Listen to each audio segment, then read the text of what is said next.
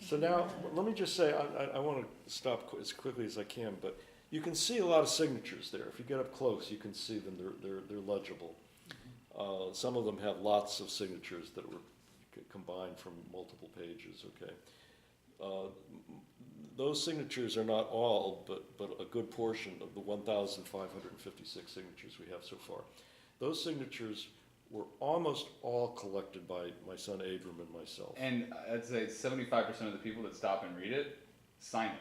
Yeah. That's the big point you didn't mention. Well, I'm getting to it. I'm getting to it. I'm getting to it.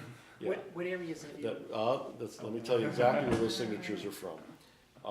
We stand in front of grocery stores, Stop and Shop and Star in the one on Jamaica Plain and Center Street, the one on Western Avenue in Brighton. You may be not aware of that one, but that's a big one. Okay. Yeah. And the one in Grove Hall in Dorchester. Okay, we've also been in Dudley Square, we've been in Malden Center, we've been in Watertown. These are places we've gone less frequently, but we've gone. Somerville, Davis Square, and this is really interesting, New Hampshire, rural New Hampshire. Oh. Specifically, the town of Unity, New Hampshire, which is a small town. We have a member who lives there, okay? Wondering why you picked Unity. Unity is a small little town. It has just one road and doesn't even have crossroads. It has one road, has a fire truck, it has a gazebo in the town square, and they have a celebration once a year called Old Home Day, which is officially, it's about inviting people who used to live there to come back and meet with old friends.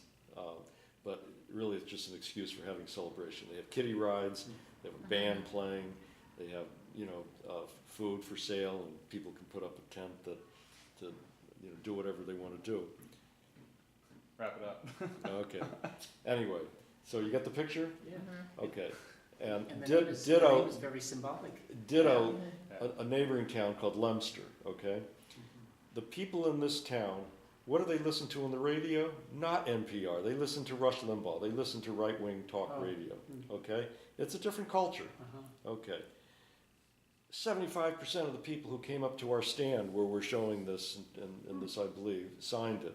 They read it, they signed it enthusiastically. Probably because of the Bible quote. You can think that if you want. No, I'm just being a wise guy. No, that probably does appeal to it. The point is that superficially, you can say, oh, these people are totally different. But the fact is, when presented with egalitarianism, they're just as much on board as anybody else. And what that means is that the entire population is probably agreeable to signing this if anyone would put it in front of them. The obstacle to getting 130 million signatures is not that the people wouldn't sign if it was put in front of them. It's persuading people to put it in front of them, because what do you have to believe to do such a thing? You have to believe it's likely they would sign, right? And most people don't believe that, and so they're not inclined to start putting a lot of energy in this. But we're making progress. Maybe we'll persuade you. Yeah. And if the more signatures we get, our next goal is 10,000. The more people are going to start to think, maybe egalitarian revolution actually is possible. Because I think it is, and I'll stop there. Well, I think if you get people talking about it, and like you say, if 10,000 people sign it, or even 1,500 now, if each person takes one of these petitions and gets 20 people and believes in it and signs it and gets their friends to sign it, it could grow pretty rapidly. Just by coincidence, last night on Letterman, Russell Brand was on promoting his book, Revolution. Yeah, I know. He's been his website, The Truths. Yeah, he's been talking about this capitalism and the stupidity of it. Naomi Klein, I just keep reading articles by her. Yeah, the idea is getting out there. The climate change thing that's happening now. Yeah. That sort of wrapped right up with this. The attitudes about capitalism has to go. I mean, besides income inequality, it's also ruining our planet. The greed is just destroying our world. We just now we're at a point where we all have to say no, The grass is too high. No more dinosaur fuel, and they're extinct for a reason. It's like we have to stop it. And to me, it has to be peaceful, basically. I mean, I know what you mean about they're not going to lie down easily, but if 130 million people just suddenly stepped outside and said no, they couldn't get enough armies to attack That is us. the idea, that you get, it's so broad and thick Yeah. that it's not, there isn't an opening for where violence would work. It would be Right. counterproductive for their goal. They would and have then it would nobody just- to serve them. Yeah, then you get to a point where it's drop nukes on them now or it's over, and hopefully they won't get China to do that for them. Oh, God. So There have been revolutions in our lifetime or not too much in the past, where we can get a sense of what's involved in the ruling regime leaving. The earliest of the ones I have in mind are when the Tsar of Russia stepped down. Now he stepped down, he left, when there were huge demonstrations against the government, but he had the Cossacks. The Cossacks were powerful military that he relied on, okay? But there was a week in February 1917 when the Cossacks on horseback were confronting the demonstrators, the whole huge numbers of demonstrators, and there started to be slowly fraternization between them, communication, winks, that kind of subtle, thing, letting the demonstrators do things that they weren't really supposed to let them do, and so forth, and the demonstrations went on for a week, like an amazing 7 days, and the fraternization increased until it got to the point where the Cossacks were defending the demonstrators against the police. Wow. The police were more, Well, they were gung- removed, I gung guess, ho, from right. the daily scene. yeah. When the Cossacks started defending the demonstrators against the police, that's when the Tsar stepped down. Okay. The Shah of Iran in 1978, I think it was, 79 or whatever it was. Now, I'm not advocating that we have an Islamic theocracy, but you can still learn things from what happened. He had the most powerful military in the region, courtesy of U.S., funded U.S. weapons and so forth, but he had the most powerful army in the region. But the soldiers were refusing to obey his orders. He knew, he saw that they were no longer obeying. He fled. Okay. And another example, it's not a regime change exactly, but it indicates the possibilities. In 1975, Nixon had to withdraw American troops from Vietnam in what was widely seen correctly as an ignominious defeat. Why? Well, partly because obviously the Vietnamese were fighting, but that by itself wasn't it. The reason was the brass were making it clear to Nixon that the GIs were refusing to fight. Really? Oh, absolutely. Oh, I forgot that. Large numbers of GIs were fragging gung-ho officers, ordering them into battle, and fragging means hurling fragmentation grenade and killing them. Other GIs, and on a large scale, there's a book about this, which is quite an eye-opener. Other What's the name of the GIs, book? it's called David Courtwright is the Soldiers author. in Revolt. Soldiers in Revolt. Soldiers in Revolt, yeah. Other GIs were refusing to fight in other ways. One way was that they would be ordered on search and destroy missions. They would go out, but they wouldn't search and destroy. They'd go someplace safe and hide, and then send fake radio reports that they were in a big battle. Okay. There were other examples where there were informal truces between the GIs and the Viet Cong. You no shoot, we no shoot. And that would just last. And the most, in terms of numbers, probably the main way the GIs refused to fight is they got stoned, and they were just incapable of fighting. It was rampant, with the among the GIs in Vietnam. And the generals knew this. That despite all the efforts in boot camp where they got all this racist propaganda twofold, one, they were defending the people against tyrannical communism, and two, they're just gooks. You know, I mean, it was the double whammy propaganda. You know, they might have believed it for a while, but then they'd get there and they'd see that basically the entire population was fighting against the American invasion. They started to think, why? And they, you know, started to realize that the U.S. was supporting dictators, and the people were rising up against it. You couldn't trust any Vietnamese, even the children, right? And they realized that they were doing something that was immoral, and they didn't want to be part of it. So they And there was such a strong sentiment back home here in the country. You know, and like and anti-war and that, was yeah, really growing. yeah. So if American GIs would refuse orders to attack people that they had been taught were, you know, foreigners, were gooks, you know, defending them against freedom, you know, people they didn't know at all, completely different part of the world, right?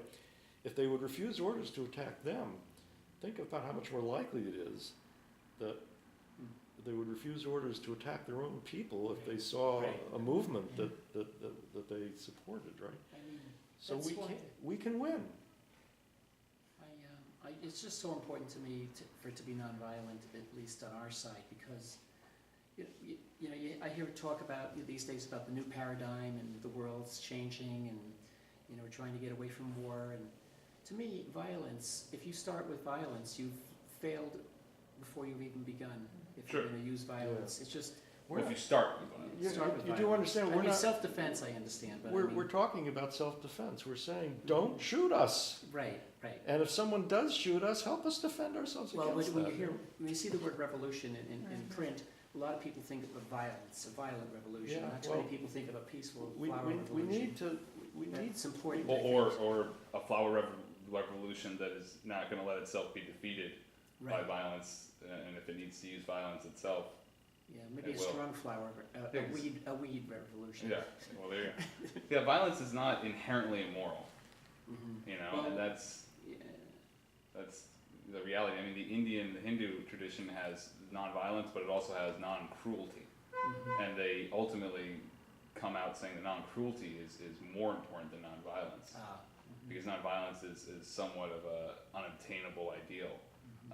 And that non-cruelty is really, it's mostly how most people judge violence, is it out True. of cruelty or is it out of Nobody non-cruelty? puts anybody down for self-defense. Right. Right. So, One of our members is a Baha'i, uh, and the Baha'i, when I first was getting to know her, she said, well, I'm a Baha'i, and we believe in nonviolence. And that's true. But when we discussed it at greater length, she said, but we also believe that if someone is being attacked, it's okay to use violence to defend them against that attack. mhm. You It's know, like protective use of force.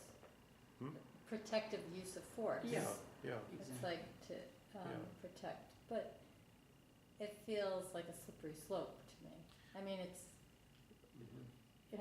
Yeah, life is Because full of things slippery escalate. slopes. and we can only know as much as we know and understand as much as we understand. And I might say this is not coming from cruelty. I don't recognize it, Right. but it could be cruel, Right. and it could be cruel to someone else, like someone else's perspective. Yeah. True. We don't have All-encompassing perspective. ability, Like right? God, We're limited. Or whoever. So- Yeah, that's why I worry about violence, because it Mhm. can easily get out of hand. Think Well, about that's- it this way, though. We know about the violence that the American troops were ordered to commit in Iraq, Fallujah. I mean, I'm sure you probably all read Oh, about yeah. that, right? We know about the violence that the sanctions. We know that Margaret, what's her name, the Clinton Secretary of State, Albright. Madeleine Albright, when asked if the deaths of 500,000 children under 5 due to the sanctions that the Clinton administration imposed on Iraq was worth it. She said yes, she thought it was worth it. Are you familiar with that? Oh, just Google. Jeez. Yeah, it's on YouTube.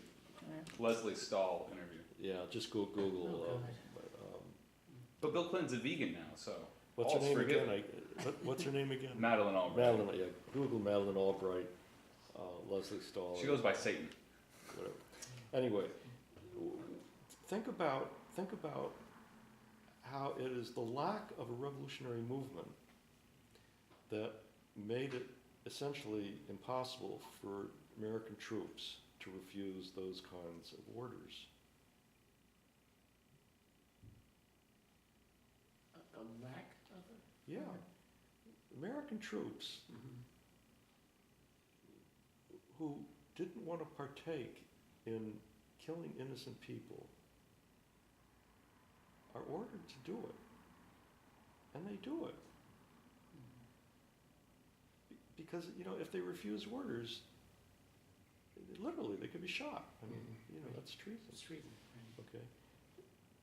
The only way realistically that substantial numbers of American troops are going to be able to refuse orders to commit mass murder, and that's what we're talking about, is if there's a revolutionary movement that they think makes it realistic for them to do something different, to refuse orders and to go to the other side, so to speak. That's true. So if we don't build a revolutionary movement, what we're basically doing is we're giving the green light to mass murderers, and I don't use that word lightly, I know, the Koch You know, brothers and the to Kennedy continue mass murder, Yeah. and that's what it is. You know, Well, it literally will be if they make the planet extinct. well, yeah, And that's where they're headed. They're so stupid Yeah. that they just lost sight. They're just gone, they're crazy. They need our help to get them back to reality. We're doing them a favor, that Yeah. we're gonna help their kids survive. I mean, they don't realize it. Anyway, So- sorry. I really get off on, I'm totally with you, and yeah. And another thing about the violence is, if you have like a communist revolutionary party and their army fighting on your behalf, you know what I mean, then you're so detached from that violence, and Mhm. and then yeah, it can go out of control, and you know, because you've accepted the authoritarian centralized idea, and that, you know, and so now you're not really you're not you have no input in what the army does or anything. But if the army is more more decentralized entity, where it's the actual people that are a part of it, in a more you know, democratic